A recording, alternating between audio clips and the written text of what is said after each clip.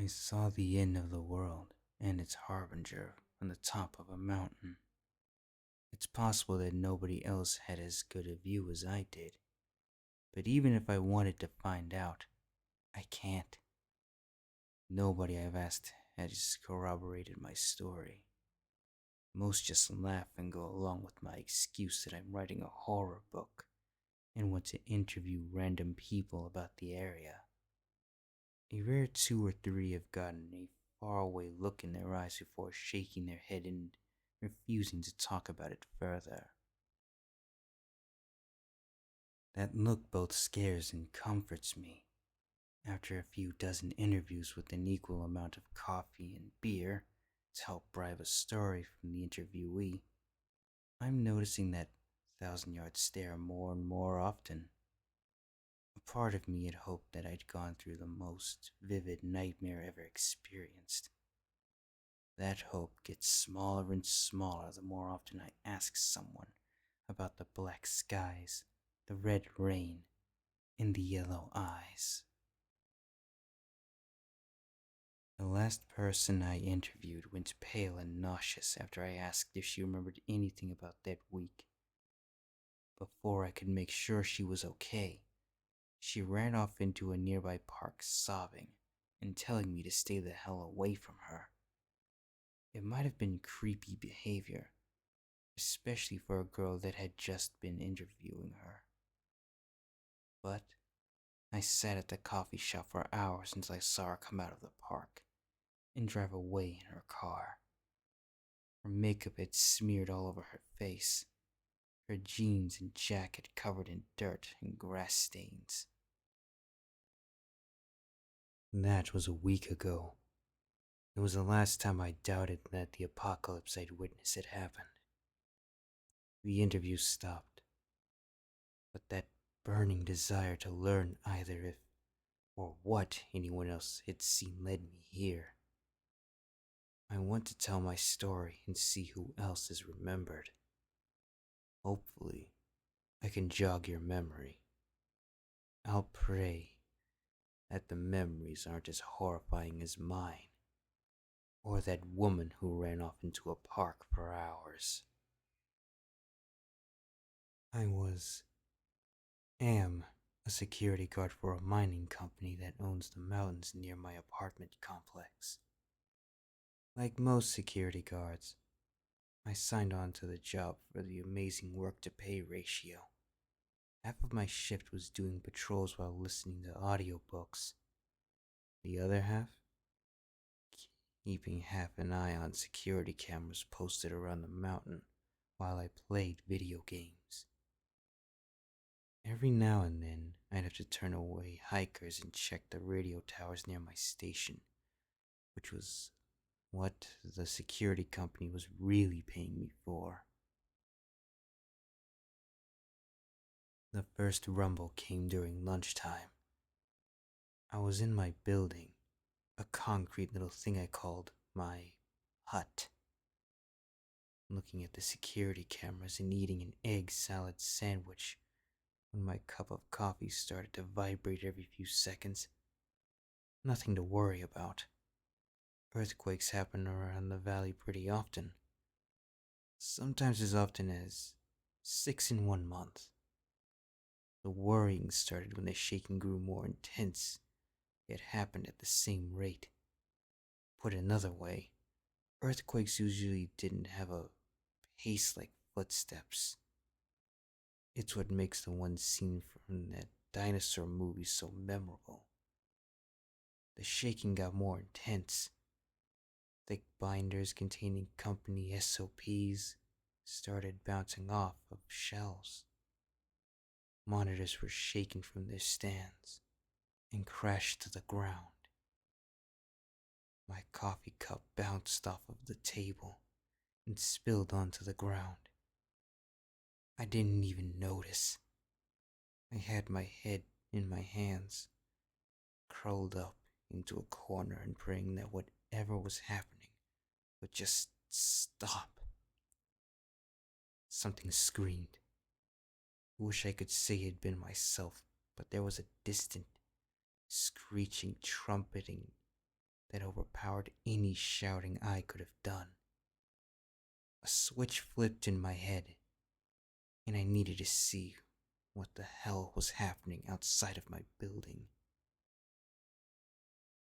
My balance was hard to maintain, but I managed to time it well with the shakes that were now shaking everything so much that a view of the entire planet splitting and shaking open was what I assumed would be outside of my hut's window. But I had to see. If the world was about to end in a fiery explosion, I wanted to see it go. Better that than crying in a cement corner and getting concussions from my head knocking against the walls. Fumbling, but somewhat stable, I made it to the window that overlooked the north side of the mountains. Something was crossing the sky. It was higher than the highest clouds, at least 4 or 5 miles in the air, but probably much taller than that. A black writhing thing that stretched from horizon to horizon, caging the entire sky and casting a pitch black eclipse in a wave across the valley. There were only a few moments to take the sight in, for a pillar, a leg rather, crashed into the middle of the valley. The impact threw me around the room like a rag doll. After landing, I stayed there on the floor and waited. My ability to think was gone at this point. There was only a raw fear while the shaking continued. One more shake that was as powerful as the last, then another weaker one. They'd started to subside, continuing off towards the south until the room was shaking, just enough to make tiny waves in the pool of coffee on the floor next to me. I don't remember how long I laid there on the floor, only that I got up after the coffee started soaking into my clothes. At one point, I thought I heard a low thrumming as the emergency generator below the station kicked into gear. My body was sore, and it hurt to move, but nothing was broken. Or at least when I finally sat up and looked at what was left of my hut, broken bones weren't stabbing any of my innards. A part of my psyche realized I was technically still at work and took over. As far as that part of my brain was aware, the room was a mess, and my lead would kill me when she got there for her shift. One of the radios on the charging dock was still in its socket. I took it out and thumbed the talk button on the side. Hey, Maze. Maze was short for Maisie, my supervisor that had a trailer turned office at the bottom of the mountain. No response. Maze? Maze, please respond. I need help. I let go of the talk button for a response. None came. Maze? Maze! Please, tell me you're there. All of the monitors are broken on the floor. I feel like my whole body is bruised, and all of the paperwork is soaking in a puddle of coffee. What do I do? No answer but a slight echo from my shouting off the concrete walls. I was really starting to notice the silence when a few pitter-patters came from the roof. At least it's not raining, I cursed as I walked to the window, radio still in hand. Maze, can you... The window was dark, pitch black. A short time ago, I could see an entire valley below a bright blue summer sky. I imagined, just for a second, that my hut had been sunken into the ground or somehow put into some void that I'd never escape from. A roar came from behind me and far overhead. The sound crested my mountain, and with it, a green light that flowed along the sky, the same direction as the sound north to south. I could see the valley for a few seconds as the dim light crept south, a portion of it funneling into what I'd seen crash into the middle of the valley. I referred to it as a leg before, and even now, I think that's the most accurate term for it. The thing had bent and pushed into the ground while I saw it. Chills went down my arms when I saw, in the brief seconds the light went through it, just how big the leg was. Not width-wise, but length. It made my head spin even trying to judge the size. Even at the time I was certain that it was connected to whatever was in the sky. After the light went into the leg and beyond the southern horizon, the valley started to light up too. Not much of it though. Whatever that pillar was, it must have knocked out all the electricity in the valley. I listened, terrified while the rainfall got heavier and small blue lights began popping on all over the valley. A lot of electronics can survive an electromagnetic pulse if their circuitry and parts are simple enough, including a lot of flashlights, and even some cars, which I just assumed the lights were. It might sound odd to bring it up right now, but I want you to consider something I heard referred to as the terminal freakout point. At what point, when shit starts to go down, do you start to panic? Everyone has one. Even the most carefully planned and prepared apocalypse preppers you've heard about online. It took 3 things happening in quick succession for me to reach my own terminal freakout point. The first was realizing that the red haze in front of the lights down in the valley was the rain itself. The rain was thick and red. Mist formed along the bottom of the valley that made any attempts at clearly watching what was happening close to impossible. Second was the things that came out of the sky. Even now, sitting here in a library at a public computer, people are giving me looks as my teeth chatter and my legs start to shake. But I'll push through. They didn't fall out of the sky per se. Rather, they hung from it. That black sky, which was so far above our own, was partially illuminated by the litany of yellow orbs that descended from whatever had swallowed the valley. Maybe even the world up in darkness.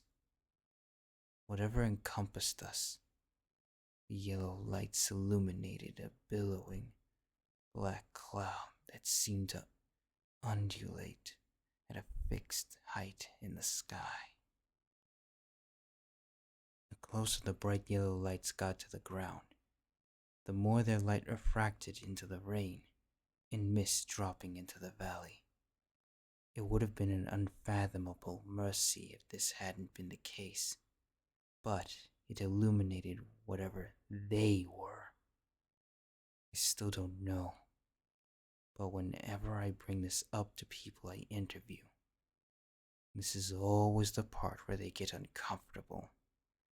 Your subconscious must remember what the things looked like, as I do, and very clearly at that. Heads. Huge black heads with glowing yellow eyes that shone like spotlights. Most were human. Some were animals like cats, dogs or horses. At a few points, when I was still in enough shock to keep staring at them, I saw the heads of insects with dozens and dozens of glowing eyes. They all descended and screamed. The screams didn't have any sound to them, but the expressions of agony on each of the faces were quite clear. When they were done screaming, they ascended back into the sky to be replaced by another. The valley was awash in yellow lights, red rain, and red mist. I still wasn't at my terminal freakout point. Hanging off the edge, sure, but I was struck stupid with fear and confusion at what I was seeing. I wasn't pushed off of the edge until I did start to hear screaming. All at once, I heard an entire valley of people scream. I'm actually not sure if this is real or not. It's a real possibility that it was a nightmare that I had while I holed up in my hut for the next week. But I think it was real. I pray to God, literally, that my mind doesn't have the imagination to think of a sound like what I heard. Millions of wails of despair from a valley of people reaching the terminal freakout point. It formed a choir that I'm sure mimicked the deepest bowels of torment in hell. I screamed too. Screamed until I tasted blood. After that point, my memory gets a bit fuzzy. What I do remember is pulling my window curtains shut and never looking out of them again. My concrete hut became my home, which I left only when I needed to go to the bathroom outside under an umbrella. It was horribly uncomfortable, but I made it work. There were emergency rations and snacks enough for 3 days. I dragged it out for a week. After 5 days, my stomach was making weird gurgling noises while pain racked my entire body, like my insides were tearing themselves up. There is not a doubt in my mind that if I hadn't had the emergency lights, a few paperbacks in my bag, and a few cases of water, I would have gladly thrown myself off of one of the mountain's steep cliffs. I'm actually not sure if that's the truth or not. I hope it is. Besides my books, all my existence really was for a week was the countdown. That initial wave of green that went across the sky and into the pillar repeated itself. Every time it did, I heard screams come from the skies that made my ears ring even when I stuck my fingers in them. The intervals between each of the waves got shorter and shorter over time. At one point, I was bored enough to do the math with a pencil and notebook. Or at least the best math I could, to see when there wouldn't be any more breaks between the waves of green light and screams. A week. Whatever else was going to happen in this nightmare, it would be in a week. I waited. Besides dying, which was still more scary to me than what was going on outside, there was nothing else to do. At the end, I was so delirious from the constant screaming in the air, mostly from the sky, occasionally from the valley, the hunger and the time that was impossible to keep track of in my hut, that I crawled out into the rain to see the end for myself. Even thinking about walking made me nauseous.